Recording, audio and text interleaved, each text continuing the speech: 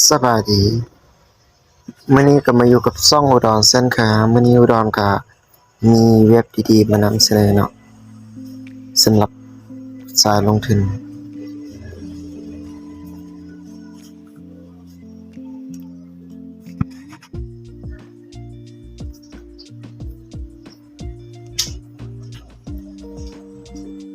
เว็บที่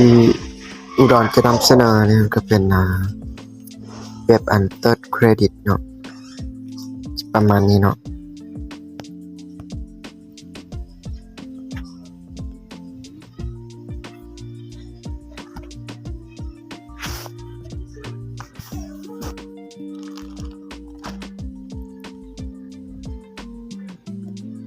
นี่ทุกทานตัวนี้เนาะก็จะเป็น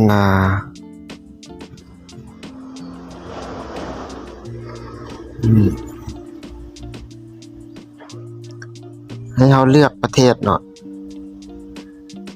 ตัวนี้เลือกเป็นภาษาเนาะซึ่งในอุดรก็จะใช้เป็นภาษาไทยเนาะตัวนี้เนาะก็เลื่อนไปเนาะตัวนี้แล้วก็ถัดไปให้ทุกคนใส่อีเมลเนาะตัวนี้แล้วก็รหัสโค้ดที่ผู้ส่งลิงก์ให้ในก่อนหน้านี้เนาะแล้วขั้นตอนต่อไปก็มีแต่ใส่พาสเวิร์ดเนาะตามด้วยตัวพิมพ์ใหญ่ตัวหนึ่งตัวพิมพ์น้อยตัวหนึ่งเนาะแล้วก็กดคอนเฟิร์มเนาะตัวนี้จะเป็นตั้งรหัสผ่านนะตัวนี้จะเป็นตัวยังยืนรหัสผ่านนะแล้วก็มาคลิกในส่วนตัวนี้เลยเนาะคลิกไปแล้วก็คลิกซิงค์อัพเนาะแล้วมันก็จะเด้งมาตัวนี้จะเป็นขั้นตอนการสมัครเนาะเดี๋ยวอุดรจะพาไปเบิ่งเนาะวิธีการสร้างรายได้ของเว็บ Third Credit เนาะ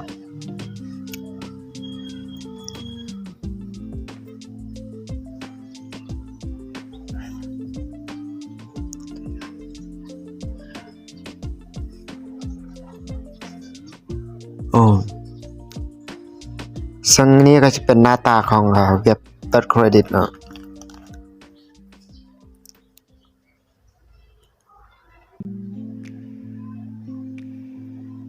ถ้าเราอยากรู้เนาะวิธีสร้างรายได้ให้คลิกเข้าไปที่ตัวนี้เนาะคำว่ารายการนี่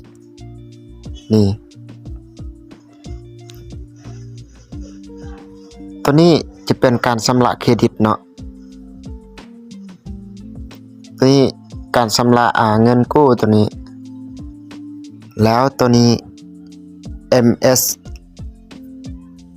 SME Loan ตัวนี้จะเป็นการลงทุนเนาะเดี๋ยวเราเข้าไปสาธิตเบิ่งนำกันเลยเนาะตัวนี้การชำระนี่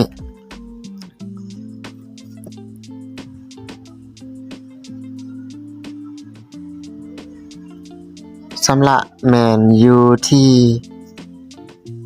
5เหรียญ20เหรียญเนาะชำระเครดิตมันจะได้กำไร 0.30% เนาะหรือเราอยากลงในนามของ35เหรียญเราก็จะได้อยู่ที่ 0.22% และนี่ก็จะเป็นการชำระเครดิตเนาะแล้วขั้นตอนต่อไปเรามาเบิ่งงานการชำระเงินกู้ P2P เนาะตัวนี้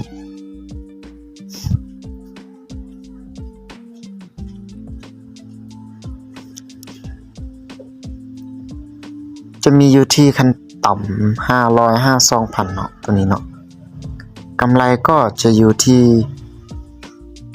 0.80% ภายใน5มื้อเนาะเราจะได้อยู่ที่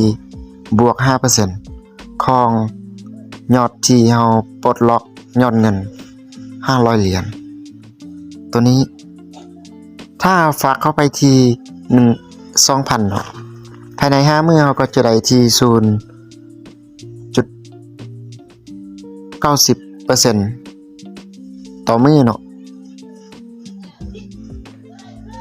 ตัวนี้จะเป็นการชำระเงินกู้เนาะแล้วเรามาเบิ่งในส่วนของการลงทุน SME loan ตัวนี้นี่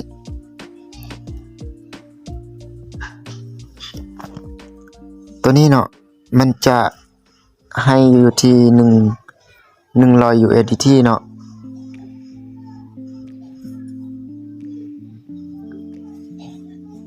7 วันเราก็จะได้อยู่ที่ 1.00% เนาะ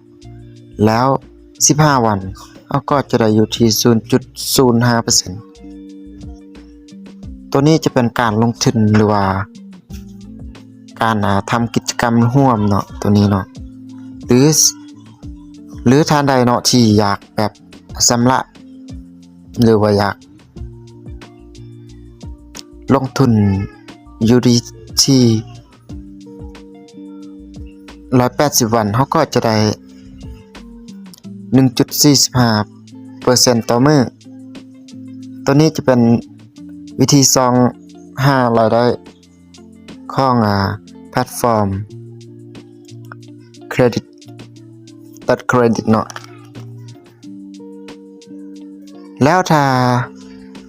าไปแนะนำเพื่อนมาได้บ่ได้เนาะตัวนี้ก็คลิกเข้าไปที่ส่วนของทีมเนาะตัวนี้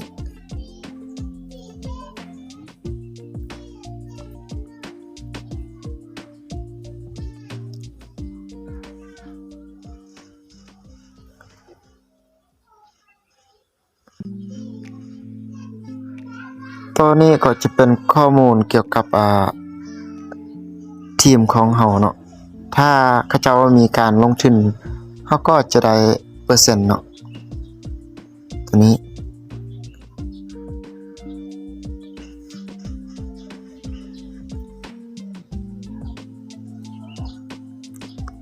แล้วถ้าหมู่เพื่อนเนาะที่อยากเติมหรือว่าอยากลองเฮ็ดเนาะหรือว่าอยากลองลงทุนก็เขา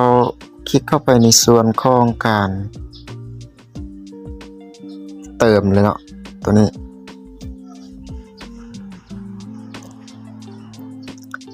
แล้วเขาจะมีช่องทางในการชำระของ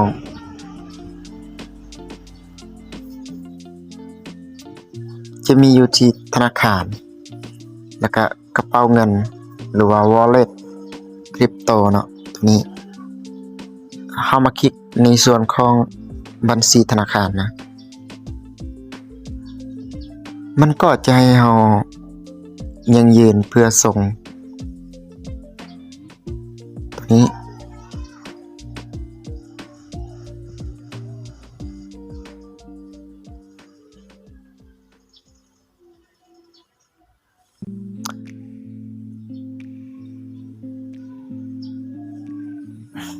หลังจากที่เราไปชำระเงินเป็นที่เรียบร้อยแล้ว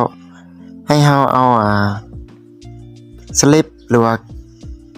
บิลตัวที่เราได้ทำการโอนแล้วก็มากรอกใส่ตัวนี้เนาะ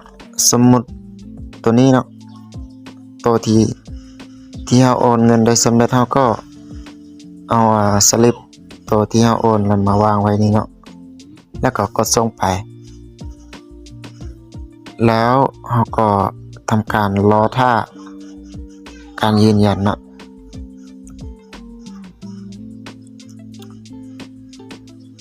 แล้วมาเบิ่งในส่วนของการเติมผ่านกระเป๋าดิจิตอลเนาะตัวนี้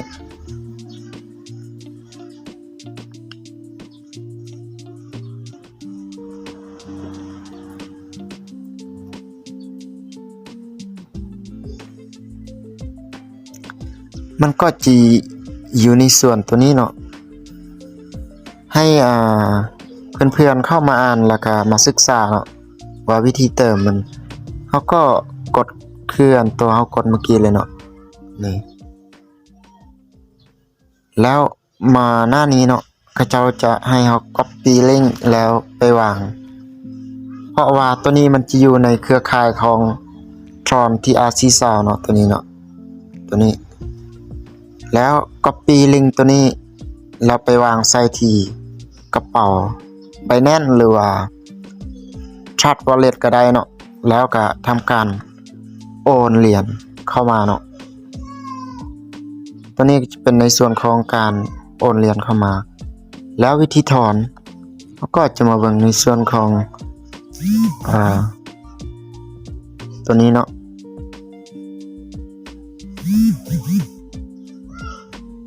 ตัวนี้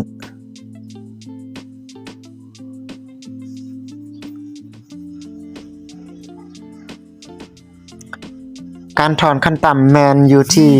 20 USDT เนาะตัวนี้เนาะ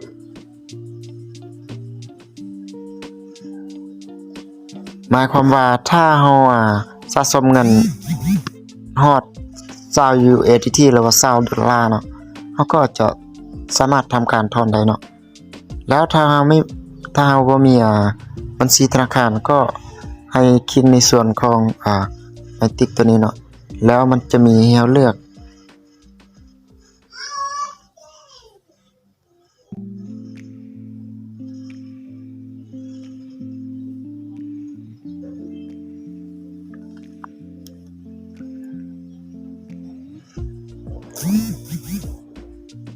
ตัวนี้เนาะก็จะเป็นการถอนผ่านธนาคารแล้วก็ตัวนี้ก็จะเป็นการถอนผ่านwallet เนาะถ้าบ่มีบัญชีธนาคารเราก็สามารถไปcopy เอาเลขกระเป๋าของเราแล้วมาวางไว้นี่เนาะแล้วก็ทำการถอนเลยเนาะระบบก็จะประมวลผลให้ภายใน24 ชั่วโมงเนาะตัวนี้ก็จะเป็นข้อมูลแบบคร่าวๆเนาะที่การสร้างรายได้กับแพลตฟอร์มThird Credit เนาะสำหรับหมู่เพื่อนเนาะที่อยากลองสมัครอยากศึกษาก็สามารถคลิกลิงก์สมัครใต้ลิงก์ใต้คลิปตัวนี้เนาะรายละเอียดแมนทักมาส่วนตัวเลยเนาะเดี๋ยวจะทิม ID Line ไว้เนาะย้ำเด้อคลิปนี้บ่ได้เน้นการลงทุนเนาะแล้วก็บ่ได้ซักส่วนผู้ใดเข้ามาลงทุนแต่อย่างใดๆเนาะตัวนี้ก็เพียงแต่ว่าจะมาแชร์ประสบการณ์ที่ตัวเองได้มาศึกษาเนาะว่ามันก็สร้างรายได้ได้แท้เนาะสำหรับผู้ใดที่เบิ่งแล้วมีความรู้มีสาระก็อย่าลืมกดไลค์กด Subscribe หรือกดซับกระดิ่งเพื่อแจ้งเตือนในคลิปต่อไปเนาะเดี๋ยวเราจะมาอัปเดตข้อมูลใหม่ๆหรือว่าเว็บใหม่ๆเนาะที่สร้างรายได้ให้เรา